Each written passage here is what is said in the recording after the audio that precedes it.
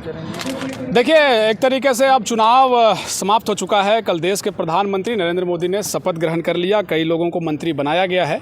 लेकिन अब झारखंड में चूंकि 4 महीने के बाद चुनाव है, जाहिर सी बात है तमाम जो पार्टी के नेता हैं वो अपने अपने प्रयास में हैं, कयास में हैं। सबसे जो अहम एक तरीके से मुद्दा रहा और विशेष करके जो राजनीति एक तरीके से गरमाई, वो जेबी केसेस के माध्यम से आप देखे होंगे कि लगातार 8 सीटों पर झारखंडी भाषा कल्याण संघर्ष समिति के प्रत्याशी चुनाव लड़ रहे थे। इसमें गिरिडीह लोकसभा बड़ा हॉट माना गया।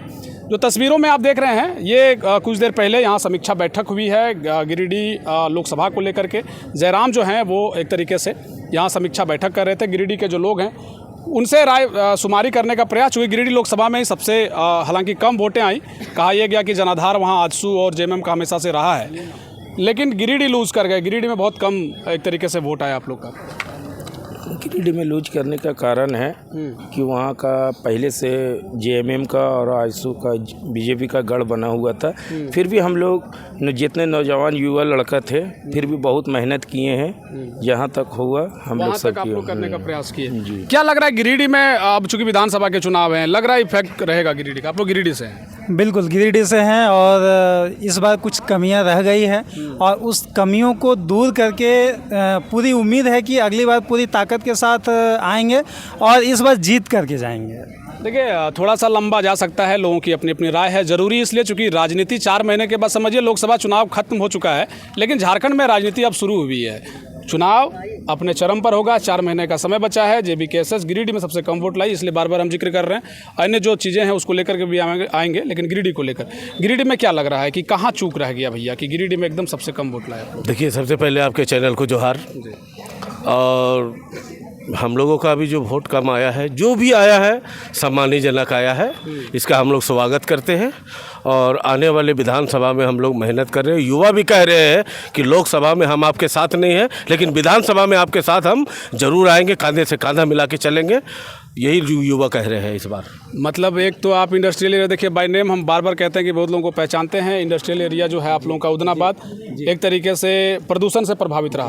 वोट आया वहाँ से, क्या आंकड़ा रहा? 560 वोट उदनाबाद पंचायत में मिला है। वहाँ पोलिंग कितना हुआ था? पोलिंग हुआ था 4000। हाँ जी हाँ, 500 वोट। हाँ 560 वोट आया। हम लोगों के यहाँ जो है ना, पैसा का बहुत बड़ा खेला हो गया। चुनाव के 2 दिन पहले से पैसा का खेल हो गया। जी हाँ, पैसा का खेल हो गया। और प्रदूषण का मुद्दा, इसका भी पैसा का मार जो है ना, जो पूर्वांचल जो है उदनाबाद पंचायत श्रीरामपुर वगैरह, उसको झेलना पड़ेगा 5 साल। अभी जो जीता है ना, उसका 5 साल हम लोगों को झेलना पड़ेगा। शहर का हारने का, शहर में कम और कहा जाता है ग्रामीण क्षेत्र में ज़्यादा वोट आया। सबसे पहले बताइए कि आपका पंचायत कौन सा है? ग्रामीण क्षेत्र से मुफस्सिल? मटरुखा पंचायत। अच्छा, मुफस्सिल क्षेत्र में मुफस्सिल पड़ता है। कितना वोट आया वहाँ पर आप लोग? वहाँ से मटरुखा पंचायत से 866 वोट आया। कितना पोलिंग हुआ था? 4000 के आसपास हुआ था। वहाँ भी 800 वोट आप लोग? हाँ, 800 वोट लेकर आए हैं। उम्मीद आगे है आप लोगों का? उम्मीद आगे क्या, 100% है। 100% है। चलिए ठीक है। फाउंडेशन तैयार कर दिए ना? फाउंडेशन देखिए, जेबी केसेस का जो है ना, सो ये 2 साल में जो है सो खाली करुए पत्थर के खोज रहा था। अरे करुआ पत्थर के खोज के अरे देखिए 24 में इतना ज़बरदस्त फाउंडेशन दिया गया ना कि इसमें 20 तल्ला 81 गो है ना, 81 गो तो अगर तल्ला बनावेगा ना तो भूकंपन जो कुछ नहीं बिगाड़ सकेगा। भूकंप लोग कुछ नहीं बिगाड़ सकेगा। खाली ठीक बात है, अपनी अपनी बातें रख रहे हैं। लग रहा है कि चूक रहा कुछ, थोड़ा बहुत शिक्षक महोदय? देखिए, बहुत सारा चूक रहा गिरिडीह में। सबसे बड़ा चूक रहा कि हम लोग आदमी भी नहीं पहचान पाए। बहुत सारे ऐसे आदमी भी संगठन में आ गए जो नाम से आया लेकिन काम नहीं किया। इस बार हम लोग वैसे सब चेहरे को इग्नोर करके बढ़िया से मेहनत करेंगे। बढ़िया से मेहनत करेंगे। आप पीछे पीछे कहाँ हैं सर? इतना बढ़िया काम करके आए हैं, आपका खूब नाम हो रहा है विनोद बाबू। ये बताइए क्या लग रहा है, कहाँ चूक रहा है? नहीं, हम लोग तो चूक नहीं, अपना पंचायत से हम लोग बिल्कुल ठीक ही है। कितना वोट लाए? 650। कितना पोलिंग हुआ था? पोलिंग मेरा जैसे 2400 में 800 वोट लाए। 650। तो बढ़िया आप लोगों का ये रहा। विधानसभा में कैसा परिस्थिति रहेगा? अच्छा रहेगा। अच्छा रहेगा। क्या कहना चाहेंगे, एक तरीके से सचिव और केंद्रीय मंत्री के तौर पर आप लगातार चीज़ों को देख रहे थे, कहाँ चूक हुई, क्या लग रहा है विधानसभा के चुनाव भी 4 महीने में? विकास जी, देखिए चूक तो हुई है। चूक थोड़ा सा हम लोग जो मैनेजमेंट हम लोग सही से नहीं कर पाए, मैनेजमेंट में चूक है। लेकिन अगर इसको चारों तरफ से जोड़ के देखा जाए तो हम लोग की परिस्थिति कमज़ोर नहीं है।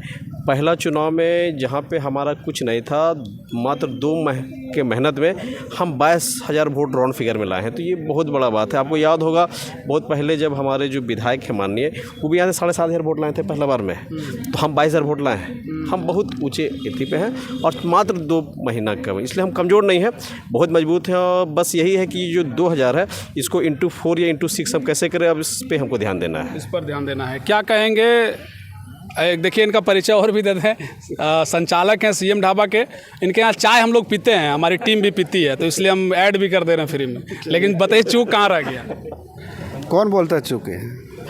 सब बोल रहा है चूक हो गया। अरे बोलने वाला क्या क्या बोलेगा, बोलने दीजिए। हाँ।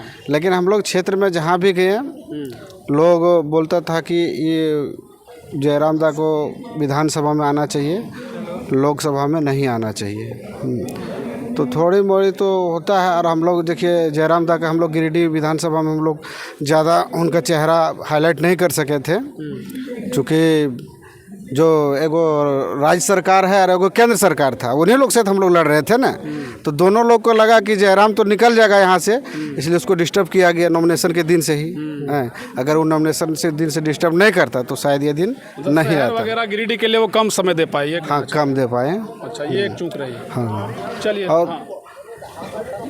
और यही बोलना चाहेंगे कि मतलब 2-3 महीना से हम लोग गिरिडीह में प्रयास कर रहे थे। हाँ, अभी 4 महीना बाकी है। अभी ट्रेलर दिखाए हैं, पूरा फिल्म बाकी है अभी। अच्छा, ट्रेलर दिखाए हैं, फिल्म अभी बाकी है। तो परिचय थोड़ा सा बताइए। जी, मेरा नाम सुरेंद्र कुमार महतो हुआ और हम पीरटाण से हैं। अच्छा, पीरटाण में तो अच्छा वोटिंग हुआ? जी हाँ, पीरटाण में अच्छा वोटिंग हुआ। और हमारा जो पीरटाण में लगभग 53,900 टोटल प्रखंड में वोटिंग हुआ, जिसमें हम लोग को जेबी केसेस को लगभग 11,000 वोट आया। अच्छा, चलिए, तो अच्छा मार्जिन है। हाँ, अच्छा मार्जिन। चलिए ठीक है। क्या कहना चाहेंगे? नैतिक जिम्मेवारी ले रहे थे समीक्षा बैठक में, जब हम गौर से देख रहे थे कि भाई चूक बड़ा है, चूँकि चुनाव है 4 महीने के बाद। सही बात है। हम तो बोले हैं केंद्रीय अध्यक्ष महोदय को कि हम इस हार का गिरिडीह विधानसभा में जो वोट कम आया उसका नैतिक जिम्मेदारी लेते हैं और केंद्रीय महामंत्री के पोस्ट से भी इस्तीफा देते हैं। लेकिन जो गिरिडीह विधानसभा का चुनाव हुआ, यहाँ धन बल और बाहुबल का खेला हुआ है और वोटों का पोलराइजेशन हुआ, सांप्रदायिकता के आधार पर चुनाव हुआ, विकास के आधार पर चुनाव नहीं, क्षेत्रीयता के आधार पर चुनाव नहीं हुआ है, जिसका खमियाजा टाइगर जयराम महतो को उनकी टीम को भुगतना पड़ा है। यहाँ जातीय समीकरण काम नहीं कर रहा था। यहाँ लोग हिंदू और मुसलमान के बीच में तफरका पैदा करके वोट डलवा दिए और जो और पैसों का खेल हुआ, सीपी चौधरी हो, बाबूलाल मरंडी हो, चाहे और भी जितने भी गणमान्य इन लोगों के बड़े बड़े नेता हैं, वो पैसा लेके घूम रहे थे।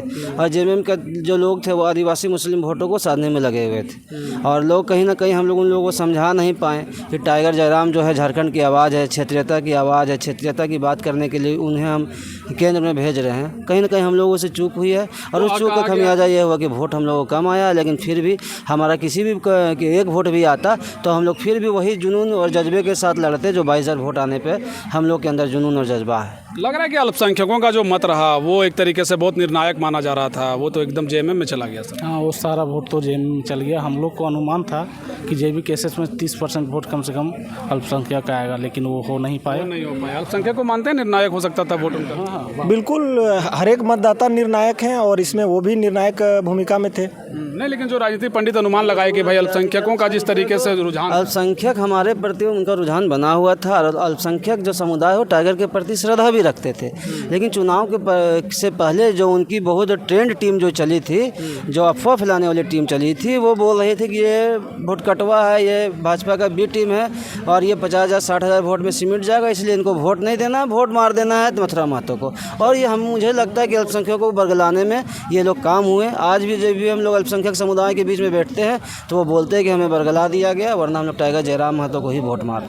चलिए ठीक है, नतीजे आ गए हैं, प्रधानमंत्री देश के बन गए हैं। लोकसभा के तमाम सीटों को लेकर के, विशेष करके झारखंड में आप अलग अलग सीटों के जरिए हम ग्राउंड रिपोर्ट कर रहे थे, आप लोगों के बीच खबरें ला रहे थे। प्रत्याशी एक तरीके से अपने जोर के आजमाइश में थे, लेकिन आप जो चुनाव हार गए हैं वो समीक्षा बैठक के दौर में है।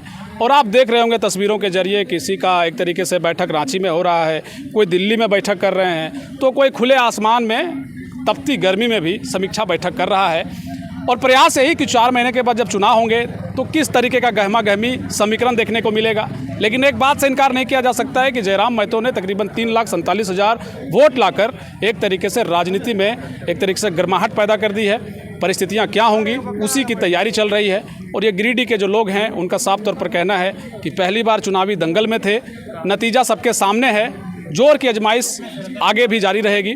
तमाम खबरों और तस्वीरों के साथ भी हम आपको जोड़े रखेंगे। देखते रहिए श्रमदान कब तक। बहुत शुक्रिया, बहुत धन्यवाद। जय हिंद, जोहार झारखंड।